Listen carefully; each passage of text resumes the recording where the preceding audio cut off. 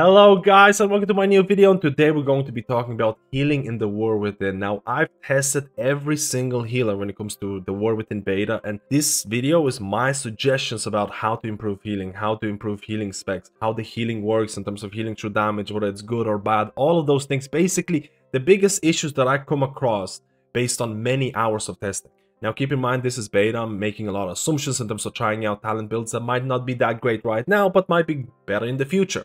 It's all dependent on tuning. I'm trying out different builds just to see how they feel. And if you enjoy this type of content, please like and subscribe. It helps out the channel, and I'm planning on doing much more content to do with healers and the War Within expansion. Now let's start with some of the issues. And again, I've talked about this a lot in terms of the range of melee healers. I've talked about this in Dragonflight when it came to Mistweaver monks, because Mistweaver monk fistweaving is very popular and it's looking to be very nice in something like the War Within. I've been playing a lot of Mistweaver monk. It's a very fun healer right now.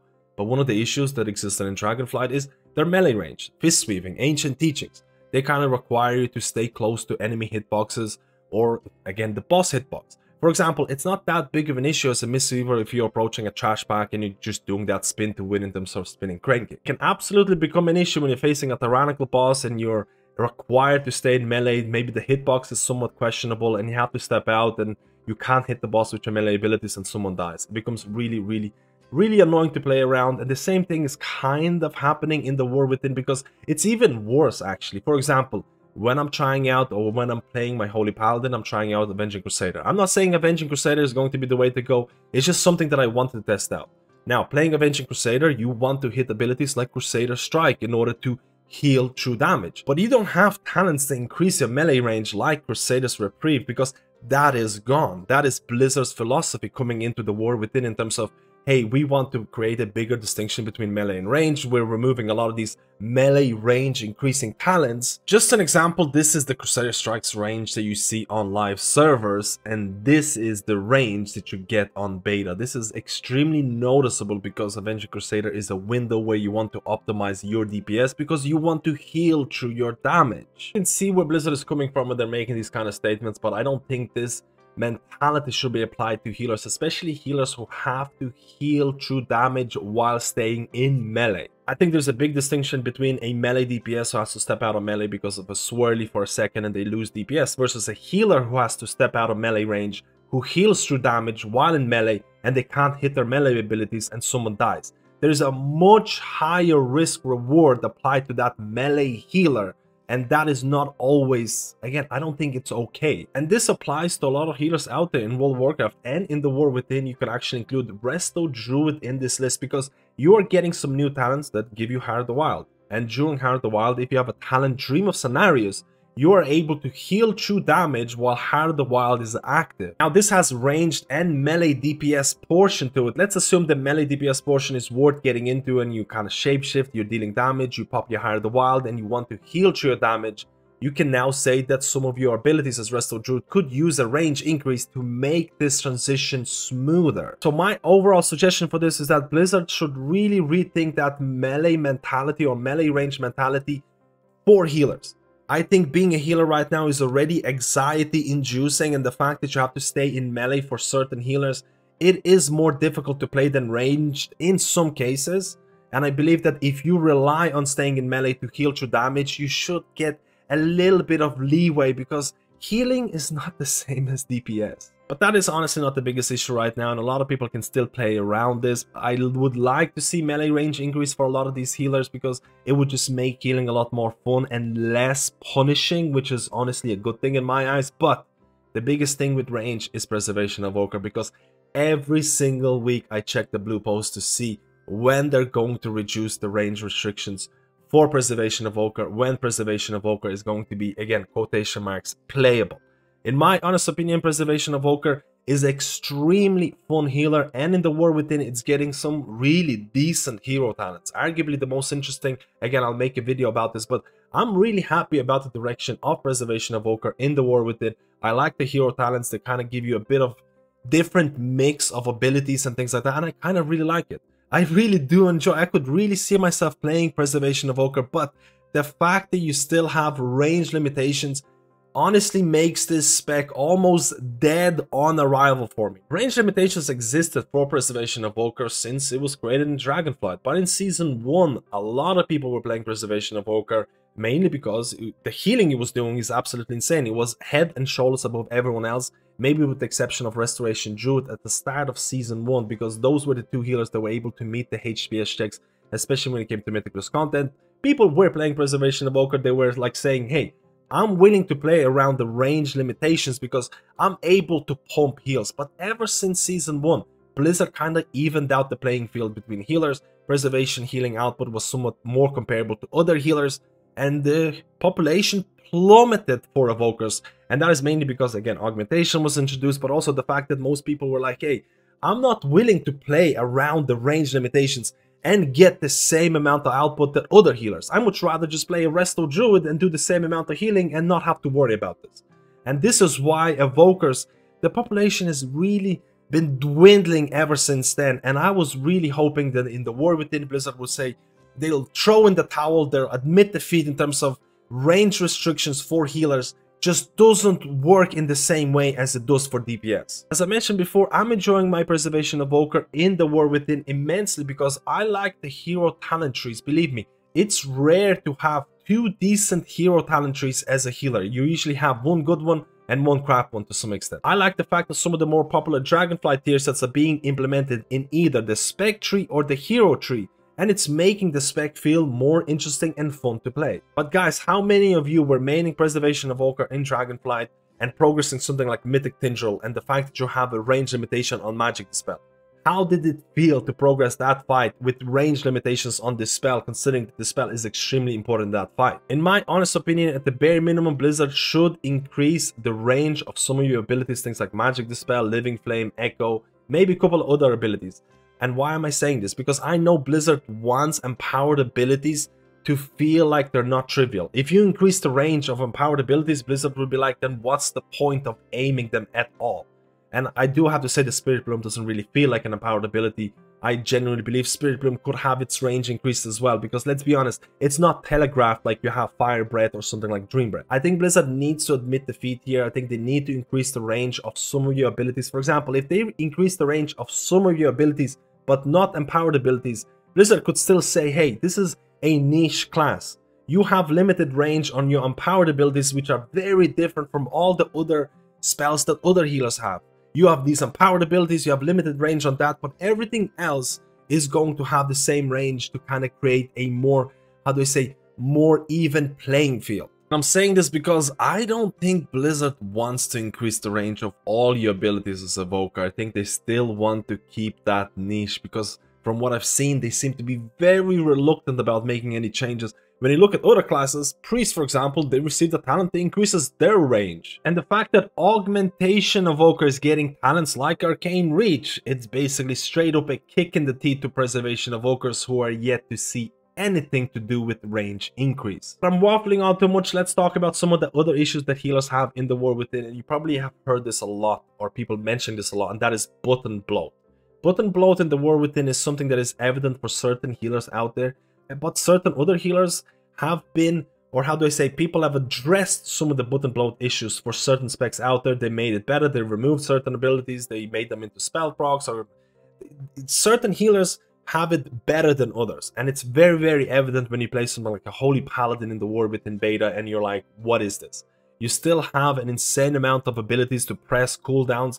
Honestly, there's a bunch of cooldowns that you chain together that should be made into one. There's a bunch of cooldowns out there that should be made into spell procs, or maybe even removed, and Holy Paladin is probably a prime example of less is more. Now, it's not all doom and gloom. Holy Paladin has been improved significantly in my opinion, because they removed some of the issues in terms of Holy Power actually means something in the War Within. Holy Power spenders actually do things in the War Within. So I'm not dooming on Holy Paladin. I'm actually very excited about the fact that Blizzard is fixing some of the issues for Holy Paladin, but I'm saying that button bloat is still an issue, and less is more. If you're going to remove some of the abilities, merge some of the abilities, or turn them into spell procs, it's actually going to make the class more fun, at least for me. But guys, let me know how you feel about that. And it's not only Holy Paladin that has these issues. A lot of people might talk about Resto Shaman. Resto Shaman can have a bunch of abilities that you need to keybind depending on your current talent build. And I think Resto Shaman is going to be extremely dependent on the build you're running, because you can have a bunch of other abilities coming from your spec and class tree alone.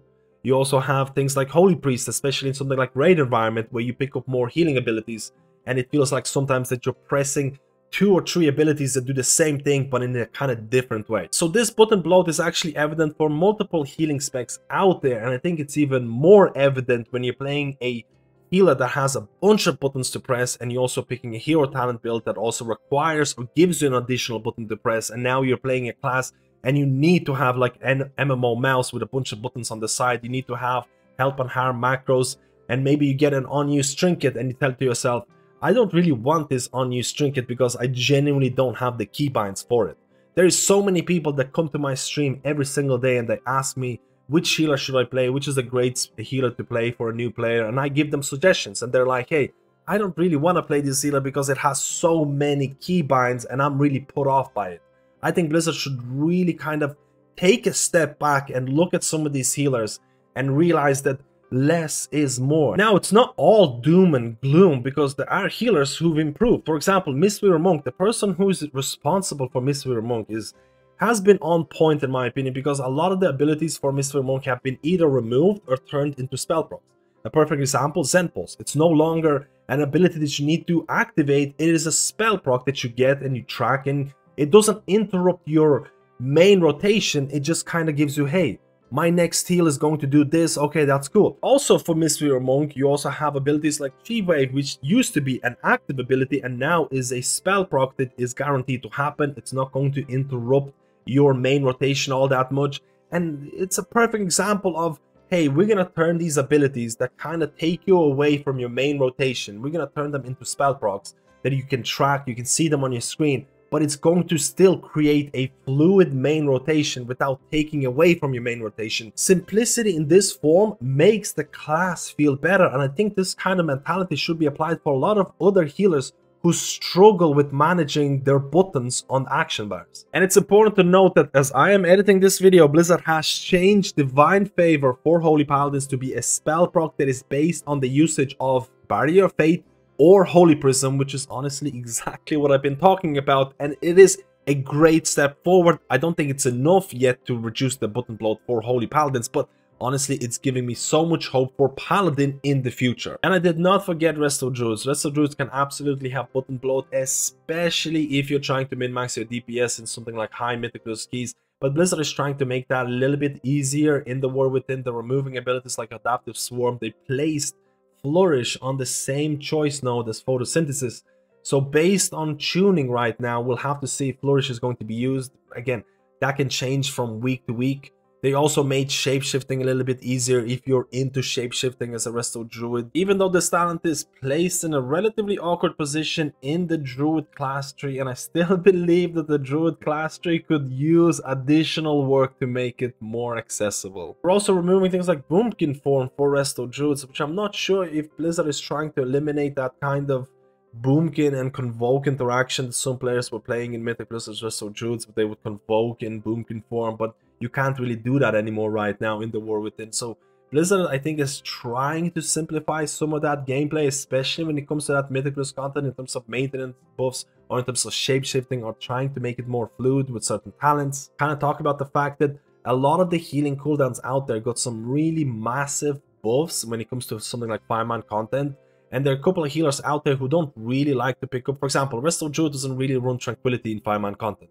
Holy Priest doesn't really run something like Divine Hymn in 5-man. But in the War Within, they're getting like 400% increase. So there is a chance that you might have an additional button to press in Mythic Plus content as well. So Blizzard needs to kind of take that into account, depending on tuning and depending if there's going to be more changes. So the more of the story is that Blizzard is definitely taking on feedback based on classes, button bloat, and things like that, and it's honestly really nice to see. But certain specs are definitely getting more attention than others. Perfect example of this would be the amount of changes that Mistweaver Monk received versus something like Resto Shaman. Now, I know there is time, and I am still relatively positive about the future. And Blizzard needs to be careful about button bloat, addressing these issues, the fact that a lot of the hero talents out there add additional buttons to press or manage.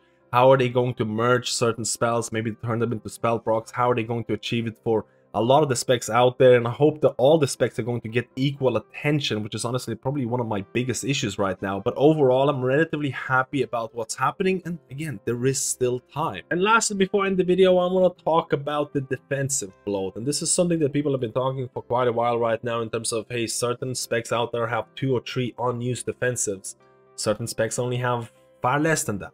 And this has led to a discussion in terms of, again, raid designers, Mythic Plus designers, people who design encounters have to take into account that most of the specs out there have a lot of defenses to press, and therefore we have to have really insane healing checks. But if people press the defensives, it's not all that bad, but then it might lead to like one-shots if you don't have those defensives. And this is where a lot of people have been talking about the fact that maybe there is too many defensives for certain classes or just overall in World of Warcraft, and because of this, designers of encounters cannot, or they have a really rough time trying to make encounters feel meaningful or difficult without feeling one-shotty. And I kind of want to talk about like Cataclysm or Classic in terms of back then you didn't really have a whole lot of like defensives, and I'm playing a lot of Cataclysm right now. So you can design raids or healing checks and be like, hey, we have this big healing check coming up, there's not going to be a bunch of classes that are going to mitigate that with defensives, we can keep that in. And I think that's a lot different than what the designers have to go through right now in retail in terms of designing a lot of these healing checks, designing fights that feel dangerous, because they have to take into account there's so many defensive capabilities that classes have. And I think this is an interesting topic. I really want to know your opinion about this. Do you think Blizzard, I'm not saying Blizzard is going to remove defenses for all the classes. I don't think that's going to happen, but it's an interesting discussion. Is it a problem that needs to be fixed? Do you like the fact that certain specs out there have so many defensives? Do you like the fact that defensive inequality exists as well between different specs and different classes? Let me know how you feel about this. Let me know how you feel about the overall video in terms of some of the issues. Again, I talked about 2 main points, and I also talked about the discussion in terms of defensives. If you like this video, like and subscribe, and I'll see you in my next guide.